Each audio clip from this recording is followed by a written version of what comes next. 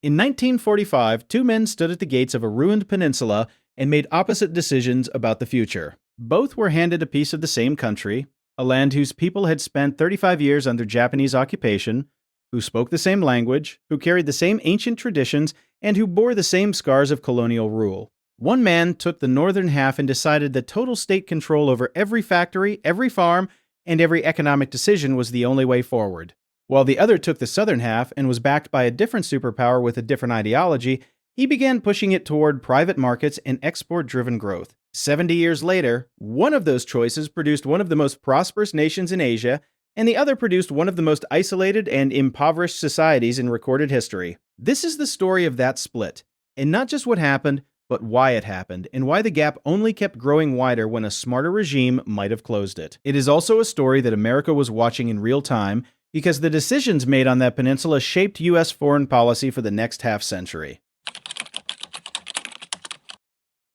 To understand what both Koreas inherited, we have to understand what Japan left behind. For 35 years, between 1910 and 1945, Korea was a Japanese colony, and not a passive one because Japan restructured the entire economy of the peninsula to serve its imperial war machine. In the north, where the mountains held vast deposits of coal, iron ore, tungsten, and other minerals, the Japanese built mines, hydroelectric dams, chemical plants, and fertilizer factories, and the Supung Dam on the Yalu River was, at the time of its completion, one of the largest power stations in Asia. The north became an industrial supply zone, with heavy metals, chemicals, and electricity feeding Japan's factories rather than the Korean people. The south, with its flatter terrain and better growing conditions, was turned into a breadbasket, where rice production was systematically expanded until by the mid-1930s, over 40% of Korean rice was being exported directly to Japan. Consumer goods and light manufacturing were also concentrated in the south, which made it the trading and agricultural counterpart to the industrial north, but the benefit of both flowed to Tokyo rather than Seoul. This division was not designed for Korean prosperity, but for Japanese extraction, and when Japan surrendered in August 1945, the peninsula was left split in exactly the way the colonizers had built it, with the north holding the industry, the electricity, and the resources, while the south had the farmland, the people, and almost nothing else. The north had all the prerequisites for industry, meaning rich mineral resources and most of the peninsula's electricity generation, while the south had the majority of the farmland and consumer industry, which made them not two balanced halves, but two incomplete pieces. And then the superpowers arrived, and each took one. And what happened next was not an accident of history or geography, because two of the most powerful nations on Earth each picked up one half of a broken country and began a decades-long experiment in what kind of system could actually build a civilization from rubble. The Soviet Union entered the North in August 1945 and moved quickly. Within a year, land reform was passed, major industries were nationalized, and a banking system was established. Guiding all of this was Kim Il-sung, a former guerrilla fighter who had spent years in the Soviet Army and returned to Korea with the Red Army at his back. Kim was not a reluctant communist, but an eager one, and between 1946 and 1958 he socialized agriculture, nationalized every major industry, and built a one-party state that concentrated all economic decisions in the hands of central planners. By 1958, over 99% of industrial output in North Korea was owned and run by the state, leaving no private market to speak of, no price mechanism to signal supply and demand, and no individual reason to produce anything beyond the target the state had assigned. The planning model Kim adopted was a near copy of the Soviet system, with central plans issued in 5- and 7-year cycles and production targets for every major industry handed down from above. Economists and diplomatic observers at the time noted that the difference between the Soviet plan and the North Korean plan was mostly theoretical, because in practice, North Korea replicated the full weight of Soviet command economics on a much smaller and less experienced administrative base. In the South, the American occupation took a different shape, as the United States installed Syngman Rhee, an aging nationalist who had spent decades in exile, and set up a government that was nominally democratic and market-oriented, but deeply broken in practice. U.S. aid of roughly $1.7 billion between 1953 and 1960 kept the Southern economy from collapsing, but the Rhee government mismanaged most of it, with imports artificially suppressed, the currency overvalued to keep imports cheap for the elite, and exports remaining almost non-existent. In 1953 and 1954, South Korea's gross national product was roughly 3.7% a year, Per capita income grew at just 0.7%, and a U.S. State Department assessment from 1962 described the South plainly as looking grim but not hopeless. But in 1961, when a military general named Park Chung-hee overthrew the Rhee government in a coup, most observers did not expect what came next. But before we get to what the South did, we have to sit with something uncomfortable, because in the years right after the war, the story was not about a rising South. It was about a North that was winning. And for a brief moment, the whole world could see it. Before we get to the Southern miracle, we need to spend time in the North, because for roughly a decade after the Korean War ended, North Korea was the success story. When the ceasefire was signed in 1953, North Korea was almost entirely destroyed as U.S. bombing campaigns had leveled cities, flattened factories, and knocked out most of the industrial capacity the Japanese had built, leaving the country virtually erased as an industrial society. But what came after was one of the most dramatic economic recoveries of the 20th century. The Soviet Union, China, and Eastern Europe collectively funded the reconstruction, with the Soviet Union shipping industrial equipment and rebuilding the steel, metals, and energy sectors. China sending hundreds of thousands of soldiers from the People's Volunteer Army to do construction work on infrastructure, and East Germany, an example of socialist bloc solidarity, took responsibility for rebuilding the industrial city of Hamhung, including its large fertilizer and chemical plants. By the CIA's own estimate, North Korea's gross national product had reached roughly $4.6 billion by 1965, with per capita income standing around $590, which was higher than South Korea's at that time.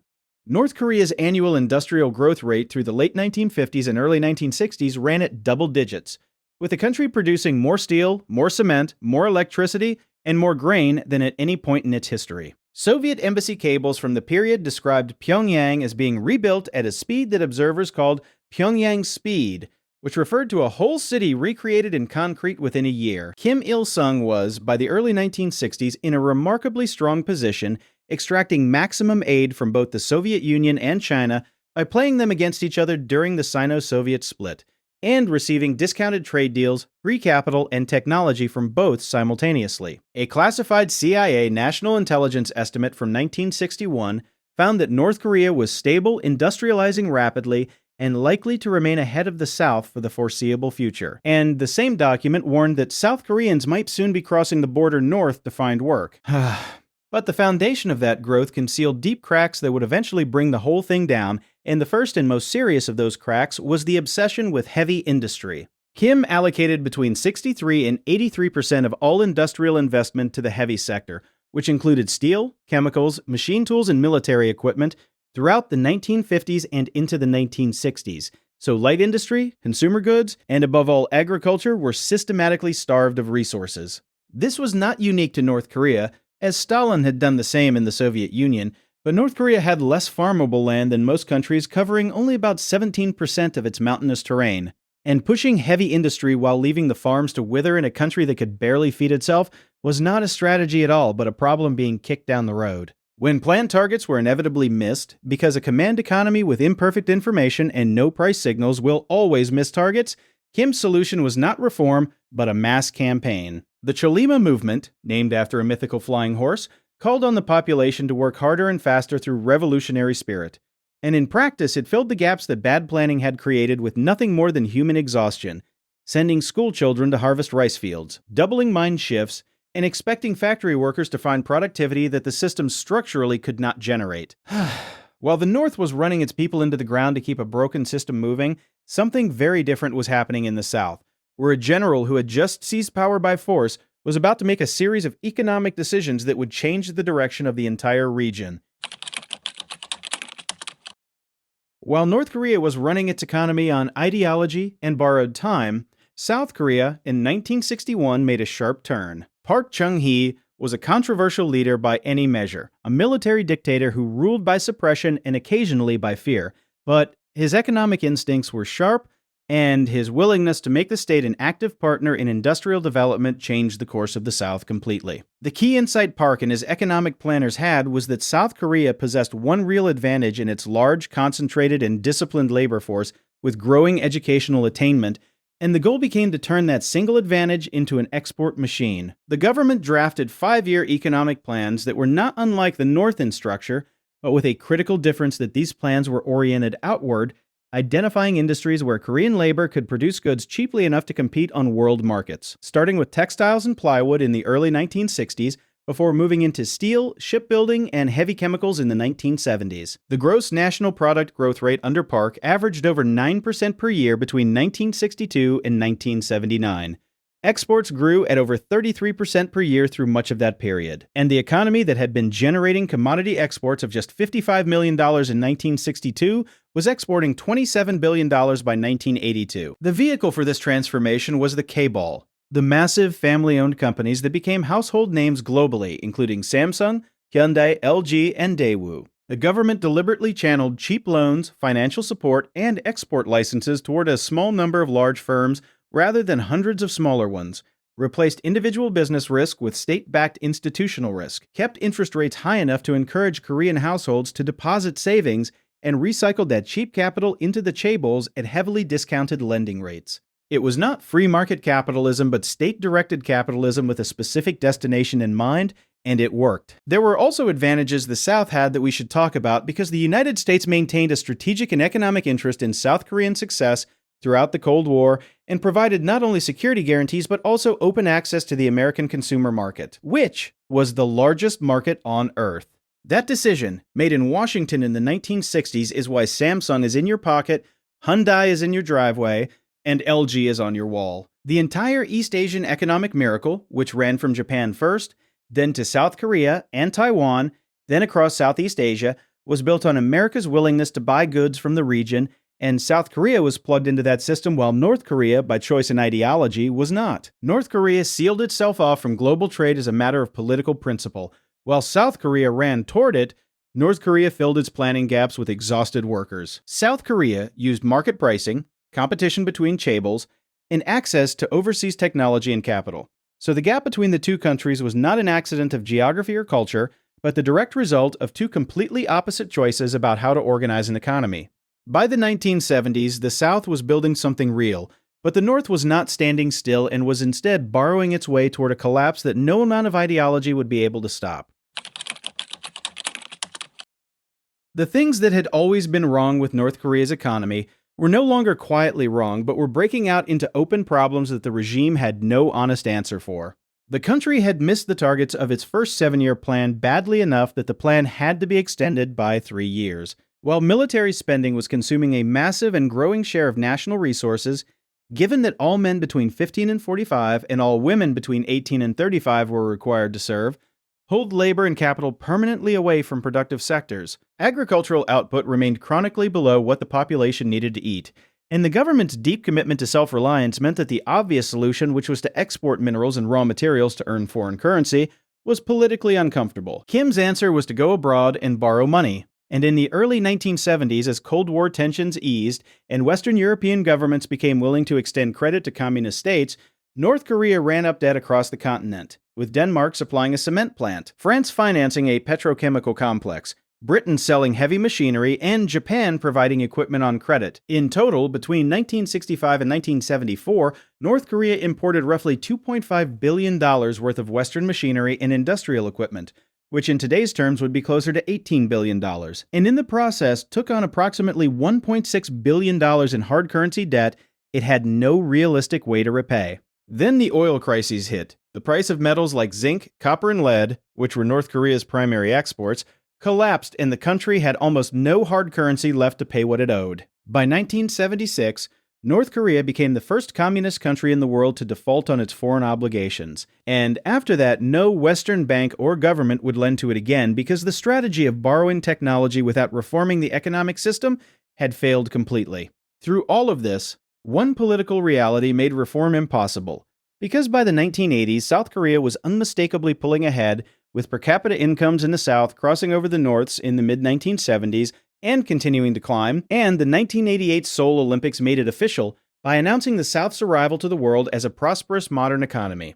For a regime whose entire right to rule rested on the claim that the socialist North offered a better life than the capitalist South, this was not an inconvenience but a threat to its very survival. So instead of reforming, Kim responded with reckless spending, launching vast vanity projects to signal strength and capability, including a land reclamation project off the western coast covering roughly the same area as Rhode Island. an attempt to build the world's largest dam, and the Ryugyong Hotel in Pyongyang, which was designed to be the tallest hotel in the world, consumed an estimated 2% of the entire national economy, which still stands unfinished to this day. These projects were not economic investments, but political theater, funded in large part by Soviet financial support that was already beginning to dry up. The Soviet financial support that had propped up the North for 4 decades was not going to last, and when it stopped, it did not slow down gradually. It stopped all at once. In December 1991, the Soviet Union ceased to exist, and for North Korea, this was not merely the end of a political backer, but the removal of the one thing that had been holding the entire economy upright. Soviet trade with North Korea collapsed overnight. Food imports and aid stopped completely, and Soviet oil exports to the north, which had been running at 3.5 million tons per year at heavily discounted prices, dropped to just 45,000 tons, which mattered because the North Korean economy ran on Soviet oil, the factories ran on it, the fertilizer plants ran on it, and the transportation system ran on it. When the oil disappeared, everything that depended on it broke in sequence, with coal mining slowing because the equipment needed fuel to operate, power plants going offline, chemical fertilizer production stopping without electricity, crop yields falling without fertilizer, and harvests unable to be transported even from the fields where they were grown. The economy shrank by an estimated 50% in just 3 years. And then came the floods. Unusually severe rains in 1995 and 1996 triggered massive mudslides that destroyed what remained of North Korea's most productive agricultural land, with soil erosion worsened by years of people cutting down forests for heating fuel because electricity had stopped reaching their homes. What is also documented from this period is a government-directed campaign to breed mountain goats in the northern highlands in an effort to increase food supply, but the goats stripped the sparse vegetation from hillsides, which removed the root systems that had held the soil together. And when the rains came, the exposed mountainsides collapsed into the valleys below, burying farmland and flooding underground grain storage facilities. The famine that followed, which North Koreans call the Arduous March, killed between 500,000 and 1 million people, and while estimates vary because the North Korean government concealed the scale of it, by the end of the decade, somewhere between 5 and 10% of the country's entire population had died. At this point in the story, the natural question is not how North Korea got here, because the answer to that is everything we have just covered. The real question is why, after all of this, did no one in power decide to change course? And the answer to that question tells you everything about how the regime still exists today. The obvious question is why North Korea did not reform. Because China had done it and Vietnam had done it. Deng Xiaoping looked at a famine-ravaged agricultural system in the late 1970s, dismantled collectivized farming within a decade, and allowed private plots, market prices, and peasant incentives to restore food production, and growth followed immediately, which meant that from the outside the path forward looked obvious. North Korea's leadership understood this option and was not unaware of what China and Vietnam had accomplished. But the regime faced a different kind of problem, because every channel through which economic reform would flow, meaning openness to foreign investment, loosened information controls, and visible improvements in living standards that exposed the gap with the South, would also destabilize the political system that kept the Kim family in power. China and Vietnam were reforming from a position where the Communist Party's hold on power was not directly tied to outperforming a prosperous neighbor, but North Korea's entire political identity was built on the claim that socialism was superior to the South's capitalism, which meant that admitting the South had won economically was not just a policy failure, but a confession that the regime's reason for existing was false. So instead of reform, the response was a tightening of control with markets that had emerged informally during the famine years, called Jangmadang, tolerated out of necessity but never officially endorsed, and Kim Jong-il's military-first policy redirecting what remained of the national budget into the armed forces and the nuclear weapons program. A nuclear deterrent, rather than economic development, became the regime's chosen path to survival, because if the economy could not justify the regime's existence, then the threat of total destruction would have to. Kim Jong-un inherited that same logic and has never shown any sign of letting go of it. So here is where we are, with one country that made a bet on openness, competition, and integration with the world, and one that made a bet on control, self-reliance, and the suppression of every force that might have changed it. 70 years is long enough to see which bet paid off. South Korea today is the world's 10th largest economy, exporting semiconductors, ships, automobiles, and cultural content to every corner of the globe. North Korea's GDP is smaller than many individual cities in the South. The gap between them did not come from one decision, but from decades of smaller choices about what to put first, who to trust with the truth, and whether to treat the people of a country as the reason the country exists or as fuel for whoever happens to be in charge of it. The Korean Peninsula is the clearest natural experiment in economic history, a story of two peoples who started from identical conditions and were separated by a line, and two competing ideas. One side believed that the state knows best and that closing yourself off from the world was a form of strength. The other side, for all its violence and imperfection, believed that opening up was the only way a poor country ever actually gets rich. 70 years later, the results are in. And the question worth asking now is whether any of this was inevitable or whether different choices at any point along the way could have produced a different outcome. Let me know what you think in the comments, and if this kind of deep dive into how economies actually rise and fall is what you come here for, the like button is the best way to tell me to keep making them.